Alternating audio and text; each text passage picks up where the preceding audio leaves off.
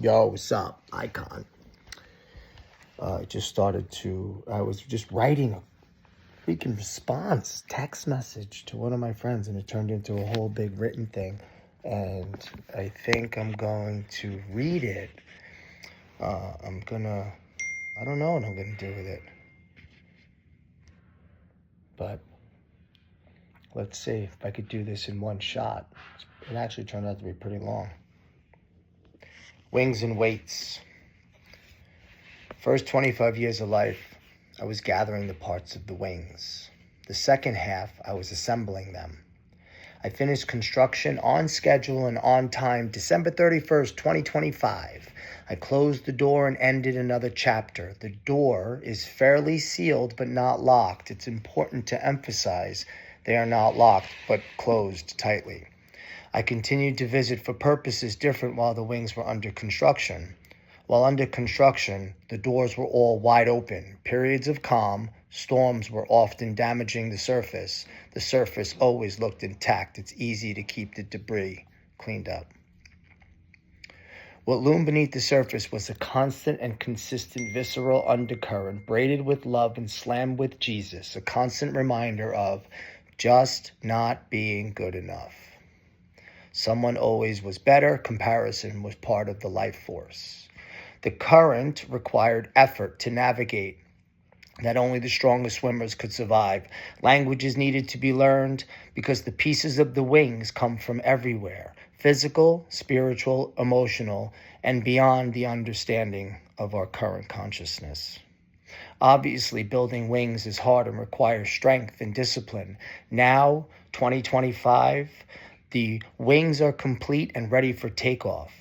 During construction, not only were there storms inherent to the environment and life, I had to learn and continue to fly with shackles, chains, and weights attached to my ankles from the people who were supposed to help construct the wings, not tear them down. Chapter 3 has only just begun. December 31st, 2025, I successfully unlocked the shackles. I freed myself from the weight. This is done under immense pain, knowing what happens when you unlock an object hanging on. It falls. Consciously, peace only exists with pain. Trying to live where pain is not found will only cause more pain. You have to know pain to fully appreciate peace. And so I found the key. I did not need to cut the chain, rip, or destroy them. I found the key. After 50 years, I found the key. Solemn. I turned the key and the weight dropped, allowing the wings to do what wings do. Fly. Freed is not breaking away. I did not break anything. I simply unhooked something that was hanging on for too long, dragging me down, preventing flight. To cut the chains requires force. Force is not peace. I never seek force. I am incapable of force first. I always seek flow, but can be forceful in order to protect harmony. Love never seeks to harm, and you cannot scream your way into peace.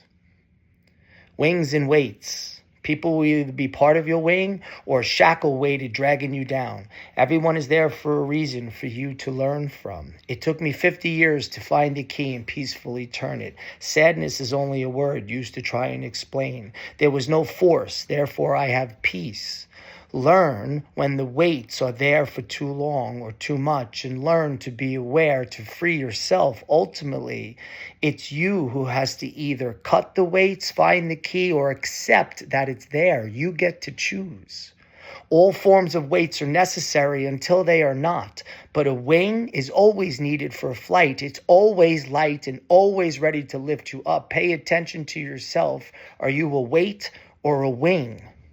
The construction of a strong wing comes from immense weight. The complexity is reconciling that in order for X to happen, X had to happen.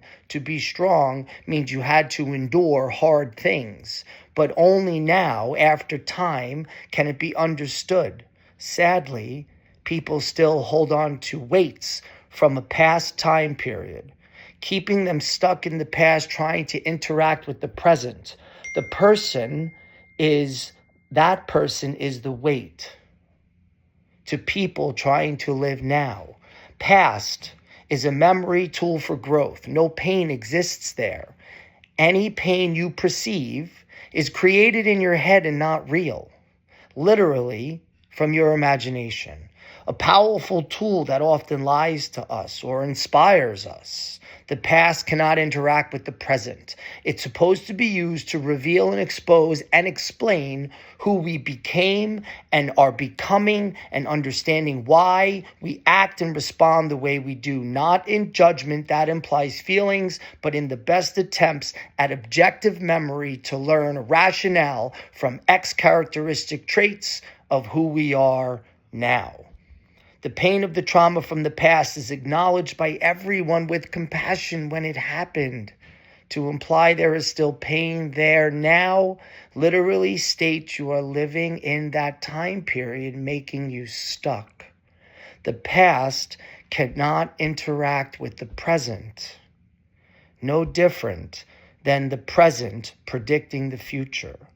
Pain is the medicine, and like medicine, only needed for you for as long until you are healed. Humans have everything they need for self-healing. We've been programmed to not see or know it. Pain is the roadmap. It's where all the lessons lie, the cookbook, all the ingredients to your life.